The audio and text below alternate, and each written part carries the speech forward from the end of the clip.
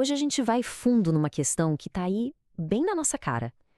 Quem a moda escolhe vestir e, mais importante ainda, quem ela simplesmente decide deixar de fora.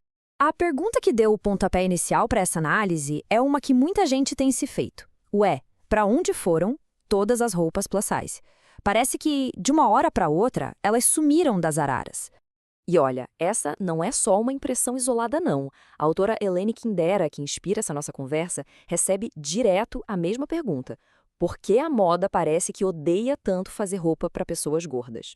Isso só mostra que a frustração é real e é coletiva. E essa frustração tem motivo, e ele é bem concreto. A gente está vendo um cenário que, vamos ser sinceros, é bem preocupante. Muitas marcas que eram especializadas em plus size estão fechando as portas. O movimento body positive, que parecia tão forte, está visivelmente perdendo fôlego. E no fim das contas, o resultado é que achar tamanhos maiores está cada vez mais difícil. Para a gente conseguir montar esse quebra-cabeça, a gente precisa olhar para a primeira peça. Vamos analisar o que aconteceu com o movimento body positivity. Como é que ele foi de um movimento político forte para virar só mais uma ferramenta de marketing? A transformação foi drástica. Pensa só, na sua origem, o body positive era uma resposta política, uma forma de lutar contra a gordofobia. Mas, com o tempo, ele foi sendo engolido pela lógica do marketing, sabe? Virou um jeito das marcas venderem uma imagem de inclusão sem necessariamente colocar isso em prática de verdade. E aqui está o pulo do gato. O movimento perdeu força exatamente quando começou a incomodar de verdade. Assim que a coisa passou de um slogan bonito para uma exigência de mudança real, a indústria simplesmente deu um passo para trás. E esse recuo da indústria leva a gente direto para o coração do problema, para a lógica interna da moda. Vamos entender agora o que a indústria chama de ideal aspiracional e como a magreza acaba funcionando como uma moeda de troca nesse universo. Para sacar essa lógica, tem um conceito que é chave, o tal do capital aspiracional. O que é isso? Basicamente, é o valor que um corpo específico, um certo look, agrega à imagem de desejo, sofisticação e sucesso que uma marca quer passar. E é aqui que a exclusão fica escancarada. A percepção da indústria, como a autora aponta, é que corpos gordos não geram o mesmo capital aspiracional que corpos magros.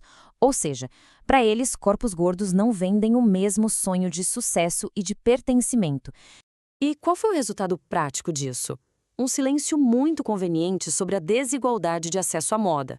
As marcas preferem falar de inclusão de um jeito superficial, sem nunca tocar nas estruturas que criam e mantêm essa exclusão funcionando. Agora, vamos para os argumentos mais práticos que a indústria costuma usar para se justificar. Nesta parte, a gente vai desmascarar as desculpas e mostrar como essa é uma exclusão planejada, de propósito mesmo. As justificativas são quase sempre as mesmas. Os custos de produção são mais altos, precisa de modelagem e testes específicos, precisa de mais investimento, mais espaço na loja e a principal, num mercado obcecado pela velocidade, corpos maiores são vistos como uma complicação. Mas o ponto central da análise é este. A dificuldade de encontrar tamanhos maiores não é uma falha de logística, não é um acidente de percurso, sabe? É uma escolha. E é uma escolha que tem uma função bem clara.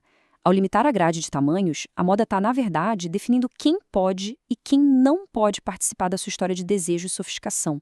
É um recado bem direto sobre quem pertence e quem não pertence a esse universo. Isso nos leva à conclusão poderosa da autora: a recusa em ver.